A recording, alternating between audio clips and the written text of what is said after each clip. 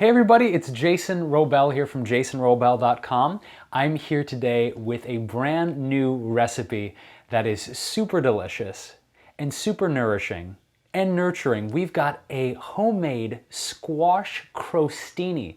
This is a gluten-free organic vegan recipe that you are going to absolutely love. It's done in 3 different steps, and the first of which we've already begun. So come into the oven and I will show you what I'm talking about. So our main ingredient here is a butternut squash, which we've sliced lengthwise in half, and we've been cooking it here in the oven at 350 degrees for about 40 minutes. We want to go in the 35 to 40 minute range just until we have a nice, soft, scoopable flesh, which we're going to turn into a squash shallot spread that we're going to put on top of our gluten-free bread. So we're almost done here. While this is cooking for the last few minutes, I'm actually going to start on toasting our bread slices. Check it out.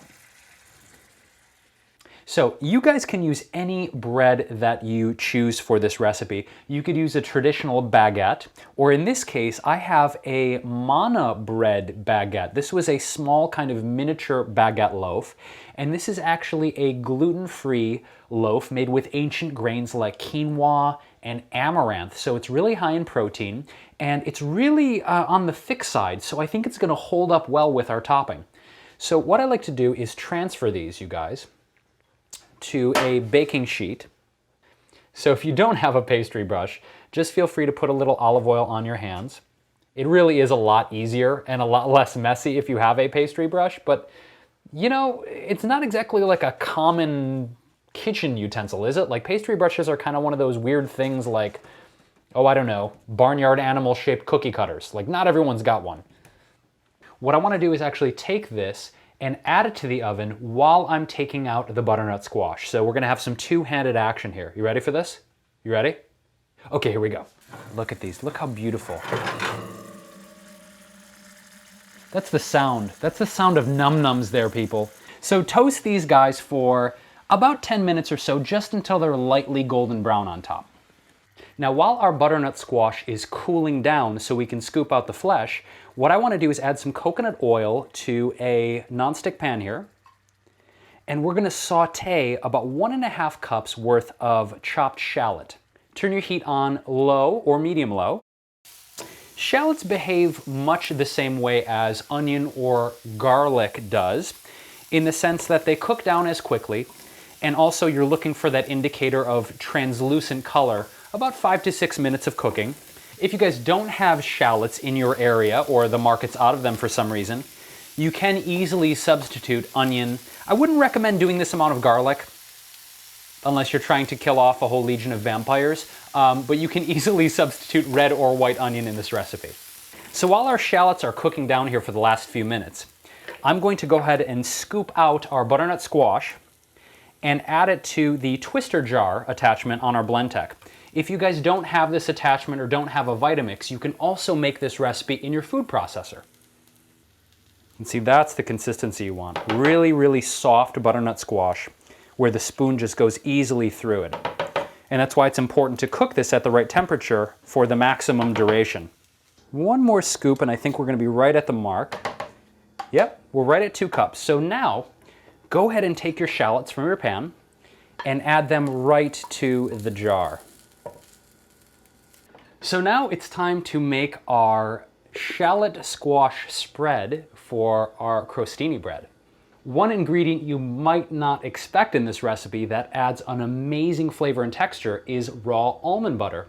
So in this case, I'm going to add 3 heaping tablespoons of almond butter to our mixture. So we're going to crank the speed to maximum here, and we're going to rotate the cap of our twister jar in a counterclockwise direction. Again, you can always use a food processor for this recipe as well. Woo! That's all you need, 15 seconds. Oh, and you have an amazing squash shallot almond butter spread? Seriously? It smells incredible. Let's check on our crostini bread and see how it's doing in the oven. A little crispy on the edges. That's what we're going for. A light golden brown, a little bit crispy on the edges. You might want to let this go even 15 minutes, you guys, at 350, just if you wanted a little extra golden brown. Okay, so now that our baguettes are out of the oven, or crostini, if you will, we're going to just have a little scoop of our squash, shallot, almond butter mixture to go on top here. Just a dollop each would be nice.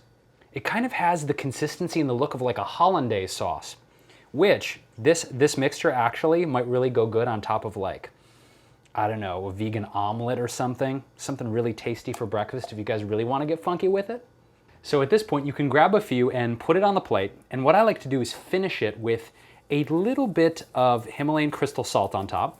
So if you guys know me, you know I'm all about the toppings, right? Just taking the recipe to the next level. So these next two ingredients are optional. They're gonna make your recipe prettier and add some dynamic flavor. First off, I've got some cultured vegetables here. This is a little bit of cultured cabbage from Farmhouse Culture. This is a really awesome company, really flavorful, really great for the gut.